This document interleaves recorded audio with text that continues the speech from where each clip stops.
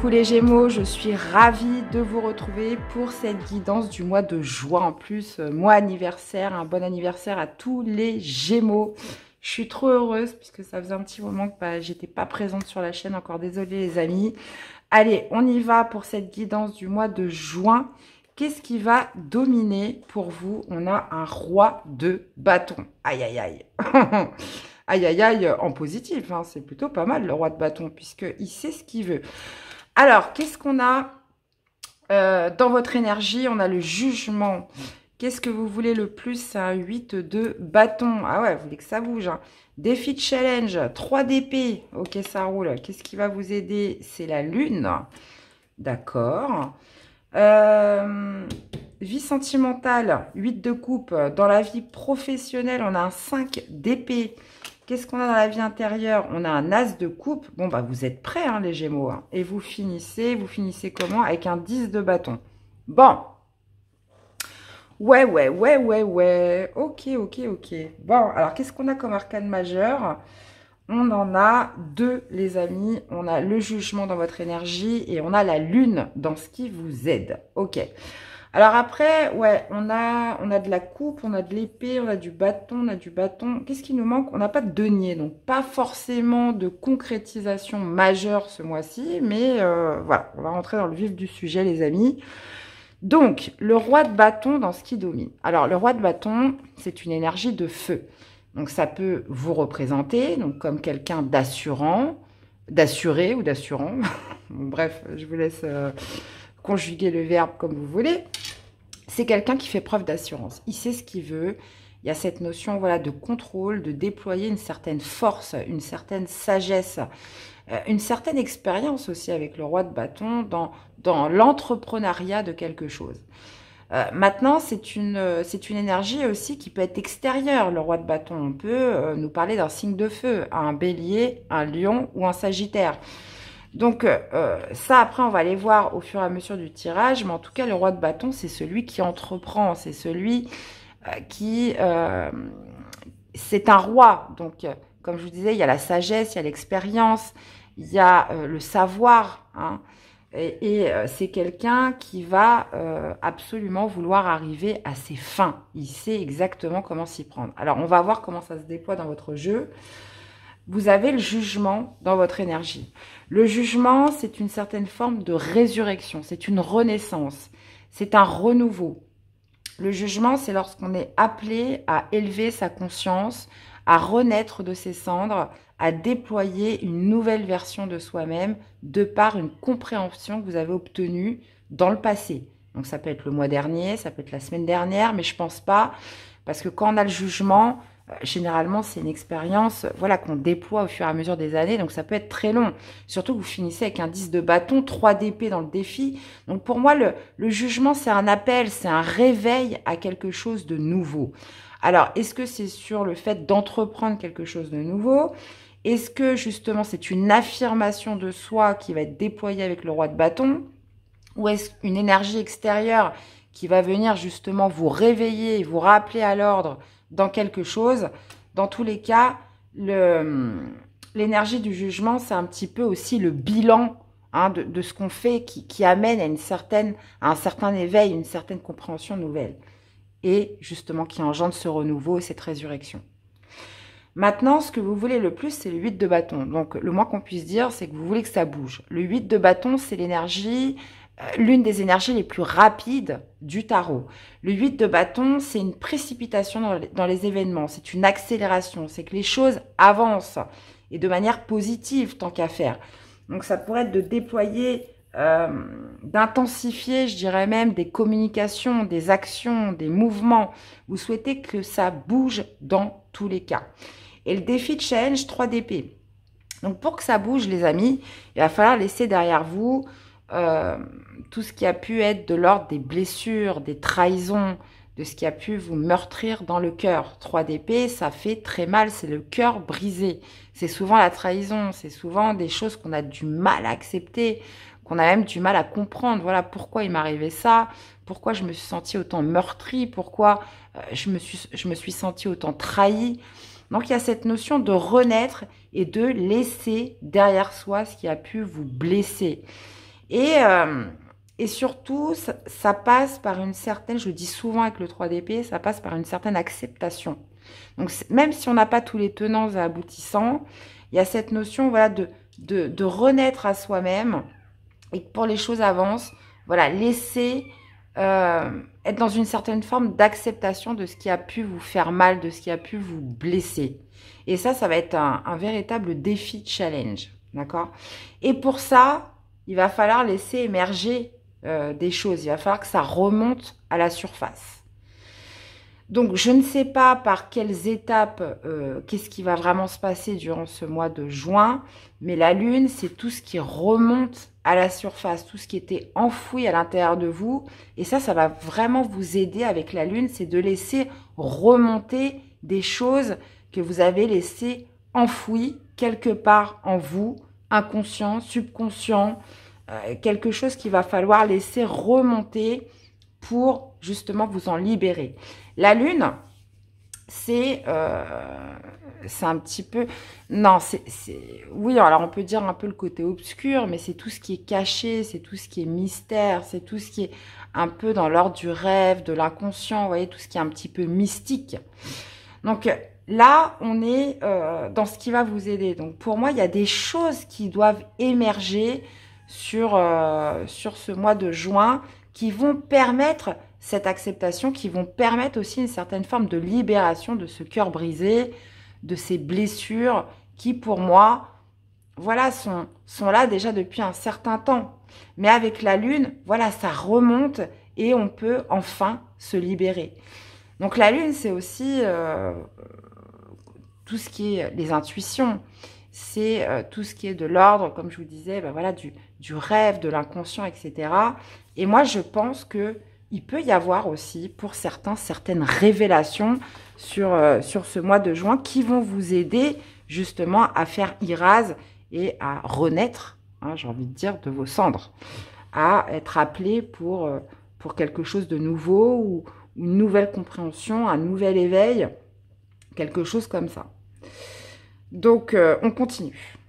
8 de coupe dans la vie sentimentale. Alors, clairement, que vous soyez célibataire ou en couple, 8 de coupe, je laisse un état émotionnel derrière moi. 8 de coupe, c'est celui qui s'en va, c'est celui qui tourne le dos à quelque chose qui n'a plus d'attrait, qui ne lui sert plus, qui ne lui permet plus d'avancer.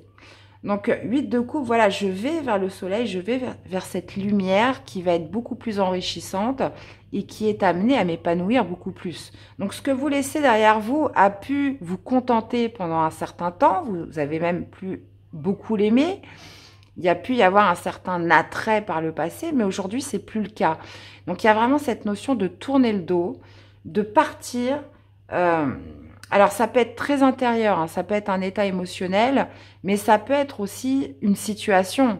Ça peut être de quitter un partenaire, ça peut être de laisser quelque chose derrière soi qui n'est plus pour vous, qui n'est plus en adéquation avec vos véritables désirs et d'aller vraiment à la recherche de votre 9e coupe. Donc ça, après, je vous laisse l'adapter. Si vous entendez des petits bruits à côté, c'est que je viens d'avoir des petits chatons. Donc là, j'ai plein de petits bébés chatons à côté. Ils sont trop mignons. Si je peux, je vous enverrai une photo. Donc voilà, ma petite Zoé a eu 5 bébés chatons. Donc ils sont juste à côté. Je pense qu'ils participent à la guidance. Et voilà. Bon bref, petit aparté. Donc, on continue les amis. 5 d'épée dans votre vie professionnelle. Alors, qu'est-ce qui vous stresse dans votre vie professionnelle? 5 d'épée, c'est clairement la prise de tête. Vous voyez, il se tient la tête, il a mal à la tête. C'est la pression, c'est la tension. Alors, ça peut être dû à un environnement hostile. Ça peut être vous qui volontairement vous mettez une certaine forme de pression pour réussir, pour gagner à tout prix quelque chose. Mais ouais, il y a cette notion avec le 5 d'épée, comment dire, où c'est pas lisse, quoi, où c'est pas serein. Le 5 d'épée, c'est voilà, c'est soit celui qui se met une pression pas possible parce qu'il veut la victoire, il veut gagner absolument. Donc comment dire, on affilie beaucoup le Gémeaux, par exemple, au métier du commercial. Voilà, les objectifs, le chiffre, etc. Donc, est-ce que vous mettez une pression justement pour faire votre chiffre? Alors là, je prenais l'exemple du commercial, mais voilà, il y a quelque chose qui vous crée de la tension, qui vous crée du stress. Maintenant, ça peut être aussi un environnement autour de vous. Ça peut être des médisances, des personnes qui sont vraiment pas sympas ou qui essayent de voilà, comment dire, de vous tirer vers le bas. Ça, c'est possible aussi. Après, il y a aussi cette notion avec le 5 d'épée où j'ai peur de l'échec. J'ai peur de l'échec, j'ai peur de pas y arriver. C'est une sorte de pression mentale, le 5 d'épée. Donc, il y a cette notion où soit je renonce parce que ce qui est important de se poser comme question avec le 5 d'épée, est-ce que le jeu en vaut la chandelle? Est-ce que ça vaut le coup vraiment de se mettre toute cette pression? Voilà, quelles conséquences et pourquoi, hein, pour quel objectif? Donc, il y a vraiment cette question-là à se poser.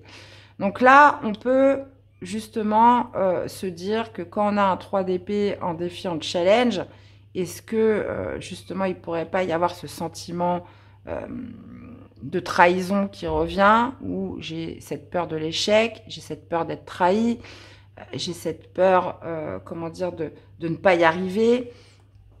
C'est possible, mais on peut aussi le retrouver dans la vie sentimentale où, voilà, je quitte un état émotionnel, je laisse ces blessures derrière moi parce que on va y arriver là très vite. As de coupe dans la vie intérieure. Donc l'as de coupe, c'est très pur, quand on arrive à l'as de coupe, c'est qu'on est libéré, on est sur un nouveau départ, on est sur de la nouveauté, on a le cœur grand ouvert, prêt à accepter les nouvelles rencontres, à accepter ce que la vie nous donne et ce qu'elle met sur notre chemin. Donc ce 5 d'épée, moi je dirais qu'il y a potentiellement voilà, des expériences qui pourraient refaire surface, qui pourraient vous mettre en situation d'échec que vous avez pu connaître, ou une pression que vous vous mettez, vous vous demandez pourquoi, ou un environnement qui vous rappelle potentiellement voilà, des souvenirs, des choses que vous n'avez pas envie de revivre. Donc il y a cette notion, comment dire, de choses qui doivent émerger, qui doivent se révéler dans tous les cas ce mois-ci pour vous permettre plus d'apaisement, parce qu'on va y venir aussi. Roi de bâton, encore une fois, ça peut être aussi quelqu'un qui vous met une certaine forme de pression, hein, si on est sur une énergie extérieure. Maintenant, si c'est vous, là, très clairement, ce mois-ci, on est dans l'affirmation de soi. Et comme je vous disais, 5 d'épée, ça peut être aussi une énergie très positive où on est sur un défi, on est sur un challenge et on a besoin voilà, d'y mettre un petit peu toute sa ténacité pour gagner, pour être là, la vie un petit peu vous met au défi pour voir un petit peu ce que vous valez, pour juger de vous-même vos capacités et votre esprit combatif dans sa version positive. Donc, voyez un petit peu, parce que ça parlera différemment à chacun, bien évidemment. Et si on s'en réfère justement à votre dominance, très clairement, au niveau professionnel ou dans une activité, c'est le moment de s'affirmer, c'est le moment de se déployer dans la difficulté, enfin plutôt dans le challenge, pour montrer ce que vous savez faire. Ne vous inquiétez pas, ils vont bien. Alors, vie intérieure, as de coupe. Ah oui, et d'ailleurs, pour en revenir aux petits chatons, je peux vous dire qu'eux, ils se sont battus. Hein. Ça a été un accouchement très difficile. Et je peux vous dire que la vie, c'est formidable. Le miracle de la vie, on le voit hein, dès la naissance. Voilà, ils se battent pour vivre, quoi. C'est juste incroyable. Bref. Alors, vie intérieure, as de coupe, les amis. On parle d'un cœur ouvert, on parle d'une ouverture du cœur, on parle d'un cœur léger, d'un cœur qui est prêt à accueillir, comme je vous disais, ce que la vie réserve, d'accord, ou ce que la vie vous amène. Donc pour moi, c'est pas anodin qu'on ait le 8 de coupe dans la vie sentimentale. Moi, je pense que vous laissez un état émotionnel parce que vous avez envie de vibrer quelque chose de plus fort, vous avez envie de vibrer quelque chose de pur, de nouveau. et vous êtes dans l'ouverture sentimentale. Vous êtes dans l'ouverture du cœur, en plus avec ce jugement qui nous indique que vous êtes appelé à vivre quelque chose de nouveau, mais ça va passer par laisser les blessures et laisser émerger des choses enfouies. Et par rapport à ça, il va y avoir une accélération, il va y avoir une précipitation dans les événements. Maintenant, ce 5 d'épée, pour moi, c'est un défi au niveau professionnel. Et vous finissez avec le 10 de bâton. Donc ça, c'est super. 10 de bâton, ça risque d'être un mois épuisant. Est-ce que c'est le travail qui vous a épuisé? Est-ce que c'est cette charge émotionnelle que vous allez libérer qui va vous épuiser? C'est possible. Mais dans tous les cas, 10 de bâton, je laisse un fardeau. On est sur les 10.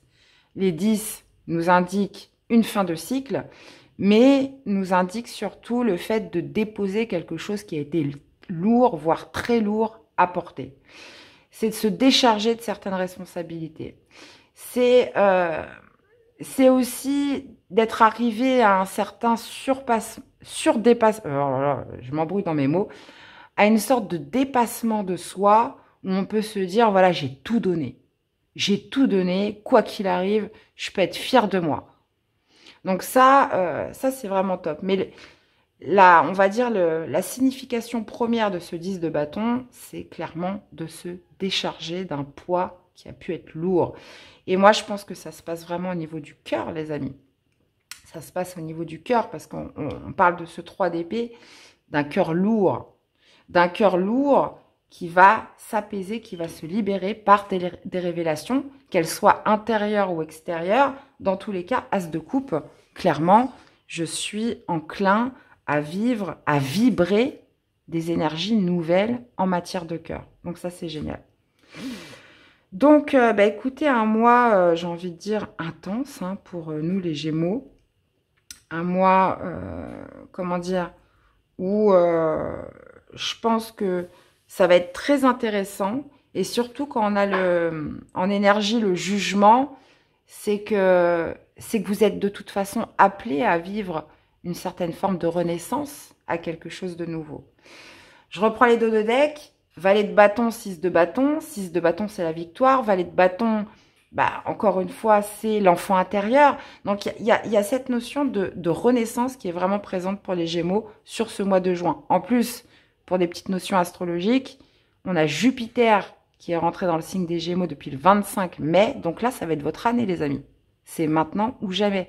Jupiter, je le rappelle, c'est la planète de la chance, c'est la planète des opportunités, c'est la planète, oui, c'est l'année des Gémeaux, très clairement. Donc, faites-en bon usage, les amis. Allez, qu'est-ce qu'on a comme petit message pour accompagner les amis Gémeaux? Le temps avec l'horloge.